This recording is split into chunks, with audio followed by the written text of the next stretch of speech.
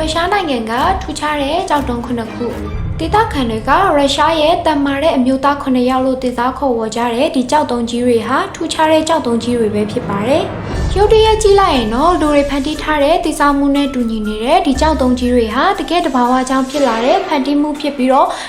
နှစ်ပေါင်းများစွာရေလေနှင်းတိုက်စားမှုတွေကြောင့်ဖြစ်ပေါ်လာတာပဲဖြစ်ပါတယ်။ကြောက်တုံးကြီးတွေတည်ရှိနေတဲ့ထောင်နှန်းတွေကိုနှက်ဖျားတွေနေတဲ့နေရာလို့လည်းဒေသခံတွေကယုံကြည်ကြပါတယ်။ဒီကြောက်တုံးကြီးတွေဟာထူးဆန်းစွာနဲ့ပဲ30ရာနေပြီးတော့40မီတာလောက်ထိမြင့်မားပြီးတော့အခုချိန်ထိမပြတ်မစီးပဲရှိနေတာပဲဖြစ်ပါတယ်။ကြောက်တုံးကြီးတွေရဲ့ဒီနေရာဟာသဘာဝတရားကိုသိချမြင်ရတဲ့အပြင်ရှုခင်းတွေဟာလည်းတော်တော်လေးလာတာကြောင့်နာမည်ကြီးတဲ့နေရာတစ်နေရာလေးပဲဖြစ်ပါတယ်။ဒါအပြင်အခုလိုထူခြားတဲ့ပုံစံဖြစ်လာအောင်ဘယ်လိုတိုက်စားမှုတွေကပြပြင်ခဲ့တယ်ဆိုတာကလည်းလိုဝက်ပြီးတော့ထူခြားတဲ့အကြောင်းအရာအနေနဲ့တည်ရှိနေစေဖြစ်ပါတယ်။ရုရှားနိုင်ငံရဲ့ယူရေတောင်တန်းတွေကြားမှာတည်ရှိနေတဲ့ဒီနေရာလေးဟာတဘာဝနဲ့နီးစပ်ဆုံးဖြစ်ချင်တဲ့သူတွေအတွက်တကယ်ကိုကောင်းမွန်တဲ့နေရာလေးပဲဖြစ်ပါတယ်။တန်လိုက်ဓာတ်တွေရှိနေတဲ့ Magnetic Hill လက်ဓာတ်မှာရှိတဲ့ဒီတန်လိုက်တောင်ကြီးတွေဟာကမ္ဘာပေါ်မှာရှိတဲ့အထူးဆန်းဆုံးတဲ့တဘာဝတရားရဲ့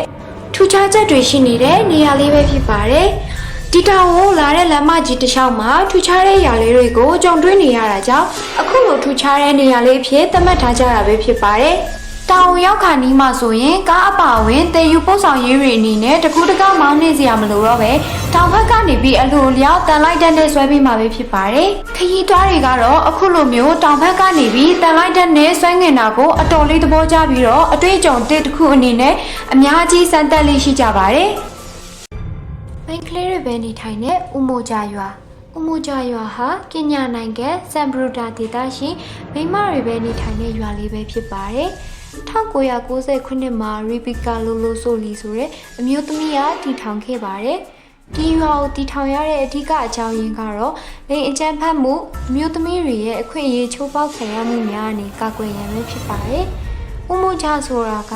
ညီညွတ်မှုကိုဆိုလိုပြီးအမျိုးသမီးတွေအတွက်စိတ်လုံခြုံမှုလွတ်လပ်ခွင့်နဲ့ကိုယ်ပိုင်စွမ်းအင်တို့ကိုထောက်ခံပေးရင်အထူးဆောင်ရှောက်သောနေရာတစ်ခုဖြစ်လာပါတော့တယ်။